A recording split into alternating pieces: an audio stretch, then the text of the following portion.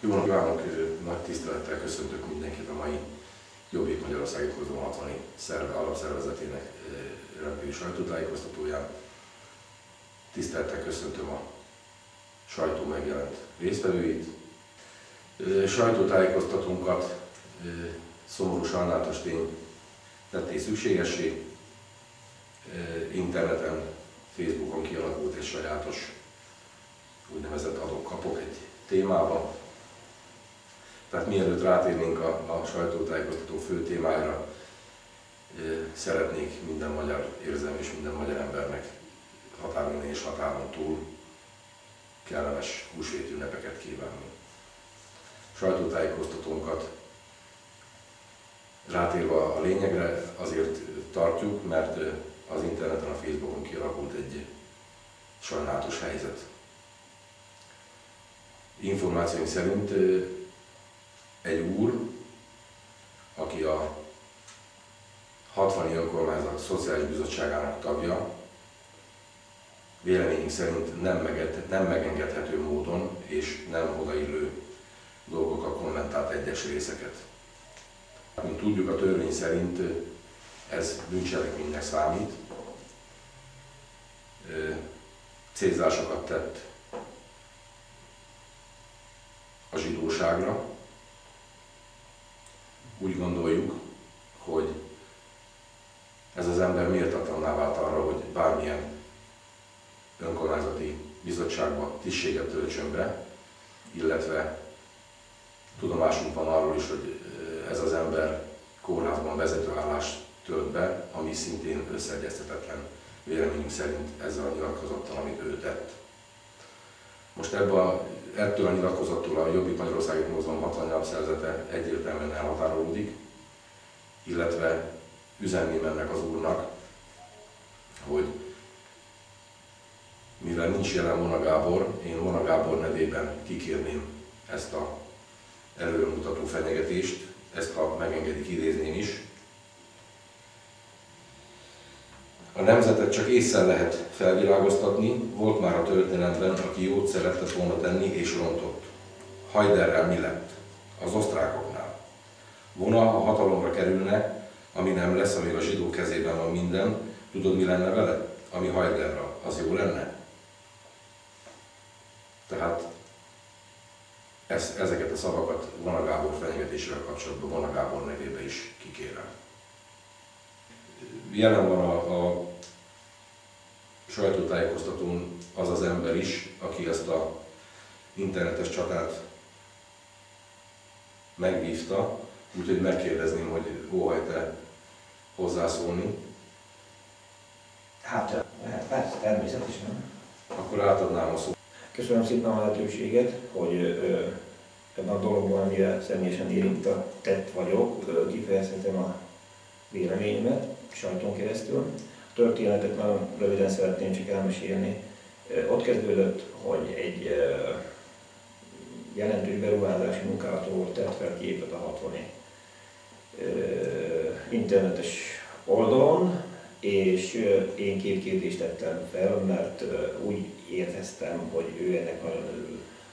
Az első kérdésem az volt, hogy mint 60 vállalkozó részt vállalhat-e ebben a munkába, a kivitelezési munkába. Ha nem, akkor nem értem, minek örül. A második kérdésem meg az volt hozzá, amennyiben részt vállalt benne, illetve a kivitelezésben, akkor korrekt számlálás ellenére korrekt munkát végzett. Ez volt az összes kérdésem. Igaz, hogy előtte már hozzászóltam egy-két dolgához, de én úgy gondolom, hogy teljesen kulturáltan, teljesen normális emberi módon. És hát ő először nyilvánosságon itt engem meghív, hogy sörözni, hogy bizony ő építette a főteret, több milliót kapott, meghív sörözni, ad nekem pénzt, stb. De hát sajnos ezeket majd a későbbiekben átérek, de letörölte a fórum oldaláról ezeket a nyilatkozatokat. Utána viszont személyesen, tehát privát üzenetbe küldözgette nekem azokat a üzeneteket, amiket én elmentettem, kinyomtottam. Hát ebben megfenyegetett, illetve úgy érzem, hogy megfenyegetett engem, hogy én zsidó vagyok, kommunista vagyok, én minden vagyok, csak nem normális magyar ember, amit kikérek magamnak, mert engem, ha más nem, de nem is kötelez arra, hogy én magyar legyek, mivel hogy Rákóczi Ferencnek hívnak. megfogadtam, nem fogok vele többet foglalkozni, ezt a nyilvános oldalon is közöltem. Majd ezután, a csörte utáni következő napon olvastam a fórumon, hogy valamilyen dolgot megint elkövetett, állítólag megint valakit nagyon gusztustalan módon sértegetett, és letiltották a fórum oldalról. Na, ekkor úgy döntöttem, hogy elég volt ezekből az emberekből, főleg itt 60-ban elég volt belőlük, és nyilvánosságra hoztam bárki számára ezt a levélváltást,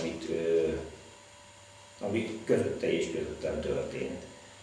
Tehát én nevesítem ezt az emberkét, Németh Zsoltnak hívják, többször felajánlottam, hogy személyesen is találkozhatunk, megbeszélhetünk problémát, véleményt cserélhetünk, semmi akadály nincs annak, hogy én beszéljek, az én véleményem az enyém, az övé, de csak a vélemény cseréből alakulnak jó dolgok. Nem volt hajlandó. Tehát én ezt nem tudtam tovább tűrni. Sajnos a vita első része nyilvánosan történt, amit letörölt a fórum oldaláról, de igazából kétségbe vonta az én eredetiségemet, az én nevemet, tehát ő nyilvánosan, akkor ő azt mondta nekem, hogy én felvettem a Rákóczi nevet, és én írtam neki, hogy én, ami összes felmenőket ismerem, és akik ismerték az ő felmenőjét, mindenkit Rákóczi Ferencnek hívta. Ő erre írt egy ilyen levelet nekem például, hogy tehát Németh Zsolt, az április 2-án volt. Szia! Az egyik felmenő igazi Székely, a másik pedig egyenes Ági leszállott a második Rákóczi Ferencnek. Tehát igazi magyar, és nem amolyan zsidó komcsi lipsi söpredék. Szeretném megjegyezni, hogy legjobb tudomásom szerint második Rákóczi Ferencnek nincsenek egyenes Ági leszármazottjai. Ha tévednék, akkor mindenkitől nagyon-nagyon bocsánatot kérek a tudatlanságomért. A székelyvér, folytatnám az idézetet, a székelyvér az nem olyan megalkuvó, de a Rákóczi sem. Hogy te mégis a zsidókat, hazaárulókat szeretnéd hatalmon látni, az a te bajod. Tudod, a Jobbik 71%-a MSZP szavazó, tehát a Jobbik nem jobboldali párt. Te mit tettél Jobbikért, hogy jobb legyen itt 60-ban? Ha már jobbikusnak mondod magad, de ami érthetetlen, akkor miért a balliberálisokat pártolod? Ez olyan, mintha nem a kútba szarnál, csak a kávájára, és onnit löknéd be. A lényeg ugyanaz. Ahhoz, hogy az legyen, amit a Jobbik akar, először rendet kell tenni, de rendet csak azt tud tenni, aki hatalmon van. A Jobbik soha nem fog hatalomra kerülni, amíg a zsidók uralkodnak, nekik van pénzük, és minden az övék. Őket térdre kényszeríteni észre lehet, és ez most a Fidesznél van. De hogy értsd, ugyanazt akarja a Fidesz is, mint a Jobbik, csak a Fidesz már kapott pofont, és észre csinál mindent. De a vége ugyanaz, mint a Jobbiknak. Nem? De nem lehet ész nélkül neki menni a zsidó komcsiknak. A nemzetet csak észre lehet felvilágoztatni, volt már történelemben, aki jót szeretett volna, és rontott. Haiderrel mi lett az osztrákoknál? Volna, ha hatalomra kerülne, ami nem lesz még a zsidók kezében van minden, tudod mi lenne vele? Ami Haiderrel. Az jó lenne? Először meg kell állítani a zsidó uralmat, ahhoz meg ész és pénz.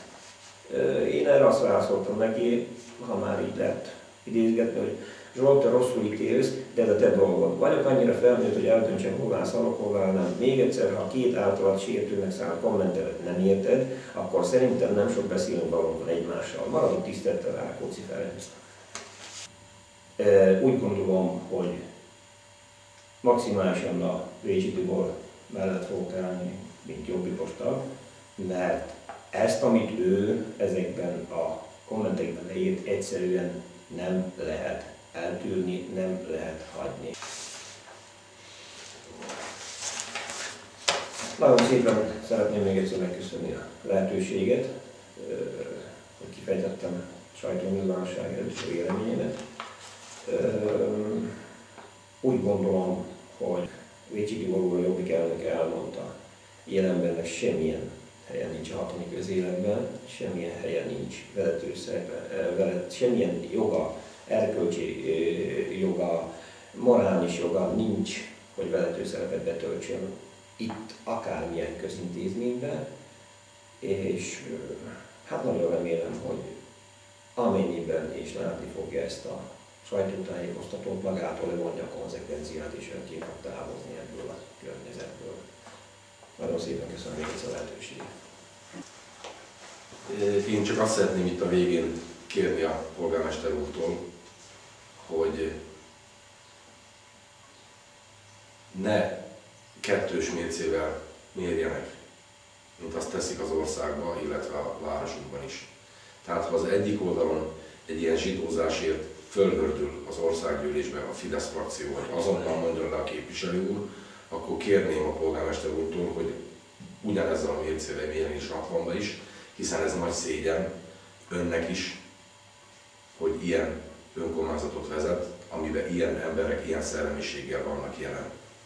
Ezennel meghívnám Németh Zsolt urat is ide 60-ba, a Jobbik irodába, nehogy azt mondják, hogy nem mondhatja el a saját véleményét ezzel az üggyel kapcsolatban, úgyhogy innen üzenném neki, hogy szeretettel várjuk a 60 irodába, bármelyik időpontja, telefonszámomat tudja, Jobbik e-mail címemet tudja, tehát várjuk szeretettel, ő is elmondhatja, kifejteti az álláspontját az itt kialakult helyzet miatt. És köszönöm szépen a lehetőséget, illetve még egyszer mindenkinek kellemes húsvét ünnepeket kívánok.